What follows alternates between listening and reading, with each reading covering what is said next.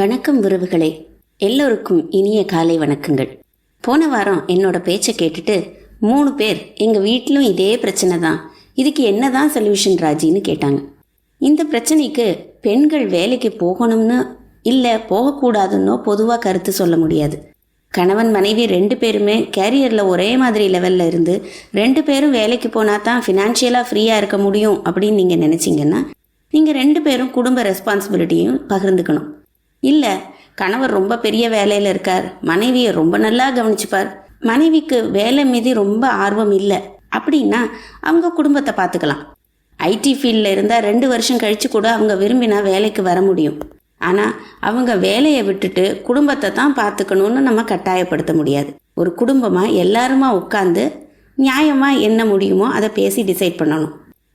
சரி, இந்த வாரம் பெண்கள் படித்து வேலைக்கு போனதுனால ஆண்களுக்கு என்ன பிரச்சனை, அவங்க எப்படி பாதிக்கப்படுறாங்கன்னு பேசுவோம். படிக்கிற காலத்தில் பெண்களும் கூட படிக்கிறது ஆண்களுக்கு ஒரு சந்தோஷமாக தான் இருக்கும். அருமையான பள்ளி வாழ்க்கை கூட பெண்களால் இனிமையான ஒன்றா மாறுது. ஆனால் கல்யாணத்துக்கு பொண்ணு பார்க்கும்போது தான் இப்போ மிகப்பெரிய பிரச்சனையை ஆண்களும் அவளை பெற்ற அம்மா அப்பாவும் ரொம்ப சந்திக்கிறாங்க. நான் என் வாழ்க்கையில் சந்தித்த 2-3 சம்பவங்களை சொல்கிறேன். இது எதுவுமே கற்பனை இல்லை, நிஜமாக நடந்த விஷயங்கள். இது உங்களுக்கு ஆண்கள் படும் அல்லல ரொம்ப நன்னா புரிய வைக்கும். ஒரு பெண் பார்க்குற படலம். ஆண்கள் குடும்பத்தோடு போய் பஜ்ஜி சொஜ்ஜி எல்லாம் சாப்பிட்டுட்டு பெண் பார்ப்பது போல் இப்பெல்லாம் பெண் ஃபேமிலியும் கிளம்பிட்டாங்க. உங்கள் அத்தை நாங்கள் பார்க்க வரோன்னு. இதில் தப்பொன்றும் இல்லை. ஆனால் அவங்க போடுற கண்டிஷன் தான் நமக்கு ரொம்ப கிளியாக இருக்குது. ஒருத்தர் சொல்கிறார், உங்கள் வீடு சிட்டிலேருந்து கொஞ்சம் தள்ளி இருக்குது, என்னோட பொண்ணு மனசு ரிலாக்ஸ் பண்ணணும்னு அப்பப்போ மாலுக்கு போவா. ஸோ நீங்கள் உங்கள் வீட்டை கொஞ்சம் சிட்டிக்கு மாலுக்கு பக்கத்தில் மாற்றின்ட்டேன்னா கல்யாணத்துக்கு நாங்கள் ரெடி. அப்புறம் அடுத்த கண்டிஷன், என் பொண்ணு படித்து வேலைக்கு போகிறா, பாத்திரம் தேய்க்கிறது வீட்டு வேலை செய்கிறது இதெல்லாம் அவள் செய்ய மாட்டா, நாங்கள் அப்படி தான் அவளை வளர்த்துருக்கோம். ஸோ நீங்கள் அதுக்கெல்லாம் நீங்கள் ஏற்பாடு பண்ணிக்கணும், என் பொண்ணை எதிர்பார்க்கப்படாது. பிஎம் ஹெக்டே சொல்லுவார், முன்னாடி எல்லாம் குழந்தைகளுக்கு மால் நியூட்ரிஷன், அதாவது சத்து குறைபாடு காரணமாக நோய்கள் வந்தது. ஆனால் இப்போது எல்லாருக்கும் நோய்கள் வர்றதுக்கு மெயின் காரணம் மால் நியூட்ரிஷன், அதாவது மால்களில் கிடைக்கும் அதிகப்படியான கலோரி கொண்ட பர்கர் பிஸா போன்ற விஷயங்களை ஜாஸ்தி சாப்பிட்றது தான். இதுதான் எல்லா நோய்க்கு காரணம்னு. இந்த பொண்ணாத்துக்காரா சொல்கிறா, கல்யாணம் பண்ணணுன்னா நீங்கள் உங்கள் சொந்த வீட்டை விட்டுட்டு மாலுக்கு பக்கத்தில் வீடு பார்த்துக்கோங்கன்னு. அபத்தமாக இல்லையா? அப்புறம் என் பொண்ணு வீட்டு வேலையெல்லாம் பார்க்க மாட்டான்னு கண்டிஷன் போடுறேன். இதில் என்ன பெருமை? 2 பேருமே வீட்டு வேலை செய்ய கற்றுக்கணும்னு நான் சொல்கிறேன். வேலைக்காரி லீவு போட்டால் என்ன செய்வா? குழந்தைகளெல்லாம் பட்னி போட்டுருவாளா, இல்லை ஸ்விக்கியில் ஆர்டர் பண்ணுவாளா? சரி, ஆன்சைட் ஆப்பர்ச்சுனிட்டி கிடச்சி ஃபாரினுக்கு வேலைக்கு போகிறான்னு வச்சுப்போம். அங்கெல்லாம் வேலைக்காரி ரொம்ப காஸ்ட்லி. புருஷன் பொண்டாட்டி 2 பேரும் சேர்ந்து தான் வேலை செய்யணும். நான் வேலைக்காரியோட சப்போர்ட்டே எடுத்துக்க கூடாதுன்னு சொல்ல வரல. ஆனால் கல்யாணத்துக்கு முன்னாலேயே என் பொண்ணு இந்த வேலை செய்ய மாட்டா அந்த வேலை செய்ய மாட்டான்னு சொல்கிறதுல என்ன பெருமை? பிராமண வீட்டில் பொதுவாக நீங்கள் பார்த்தேன்னா ஆண்களும் எல்லா வேலையும் செய்ய பழகியிருப்பா. எங்கள் அப்பா கலெக்டராக இருந்து ரிட்டையர் ஆனால் கூட வீட்டில் கீரையெல்லாம் அவர் தான் நறுக்கி தருவார். வேறு யாராவது நறுக்கிட்டா தெருவுக்கே கேட்குற மாதிரி சண்டை போடுவார். பீரியட்ஸ் டைமில் எங்கள் அம்மா ஊருக்கு போயிருக்கும் சமயத்தில் எங்கள் அப்பா எனக்கு பூரி மசாலா எல்லாம் கூட பண்ணி தந்திருக்கார். 2 பேருமே வீட்டு வேலை செய்ய பழகிக்கிறது தான் எப்போவுமே நல்லது. ஒருத்தருக்கு உடம்புக்கு முடியலைன்னா கூட மற்றவா உதவி செய்ய முடியும். இன்னொரு சம்பவம் சொல்கிறேன். முன்னால் பொண்ணுக்கு வரதட்சணையாக இத்தனை 1000 போடுங்கோன்னு சொன்ன மாதிரி இப்போ எல்லாம் பெண்கள் வரதட்சணை கேட்குறா. பொண்ணாத்தில் வசதியே இல்லை. பையனுக்கு வீடு இடம்னு எல்லாம் ஊரில் இருந்தால் கூட அவன் வேலை பார்க்குற சென்னையில் அவனுக்கு சொந்த வீடு இல்லை. ஸோ முதல் கண்டிஷன் பொண்ணாத்தில் போடுறது, சென்னையில் அவனுக்கு வீடு வாங்கி கொடுங்க, அதுவும் அவா சொல்கிற இடத்துல வாங்கி கொடுக்கணும். இப்படி ஆரம்பித்து இப்போல்லாம் ஒரு படி மேலே போய் உங்கள் பையன் 50,000 தான் சம்பளம் வாங்குறான். இது எப்படி குடும்பம் நடத்துறதுக்கு பத்தும்? அதனால சேஃப்டிக்கு 2 வீடாக வாங்கி கொடுத்துருங்க. 2வது வீட்டிலேருந்து வர்ற வாடகையில் அவள் எப்படியும் சந்தோஷமாக இருக்க முடியும்னு.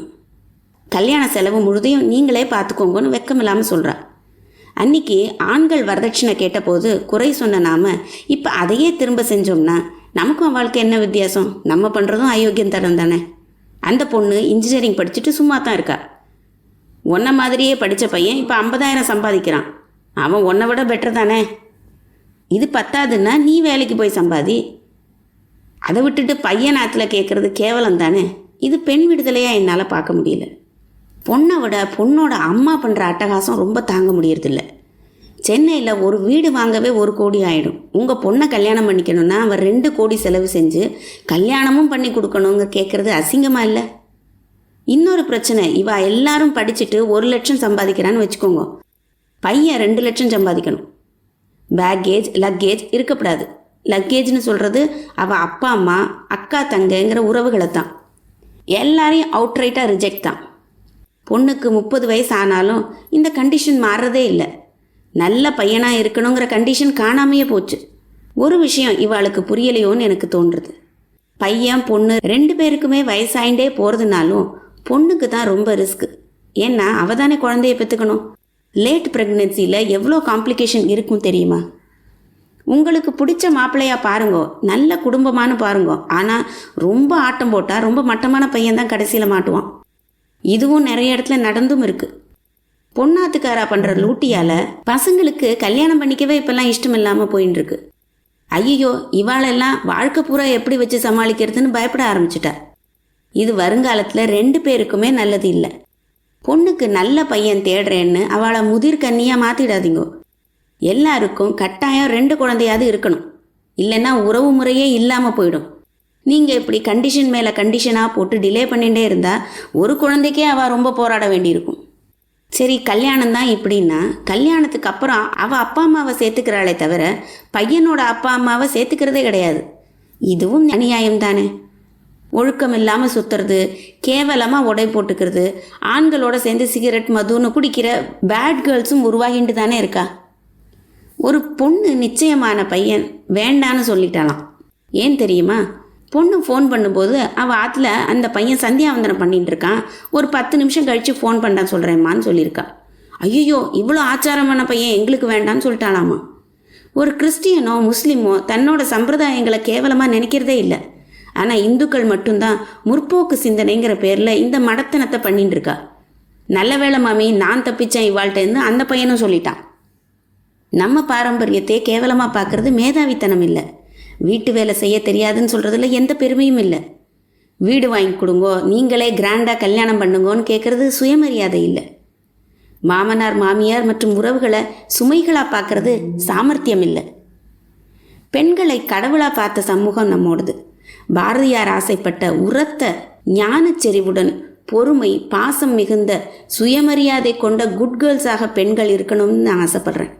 கொடுமையை எதிர்த்து போராடும் காளியாக இருக்கலாம், ஆனால் ஒரு காலம் ராட்சசியாக மாறக்கூடாது.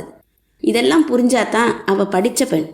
ஆணும் பெண்ணும் இணைந்து இந்த சமூகத்தை நாம் குழந்தைகள் வாழ தகுதியானதாக மாற்றணும். அதுதான் நம்ம எல்லாருடைய கடமை. அடுத்த வாரம் கரை நல்லது அப்படின்னு ஒரு விளம்பரம் வருமே, அது மாதிரி குடும்பத்தில் நடக்கிற சின்ன சின்ன சண்டை கூட நல்லதுங்கிற தலைப்பில் பேசலாம். நிறைய பேசுவோம், புரிந்து கொள்வோம். நன்றி.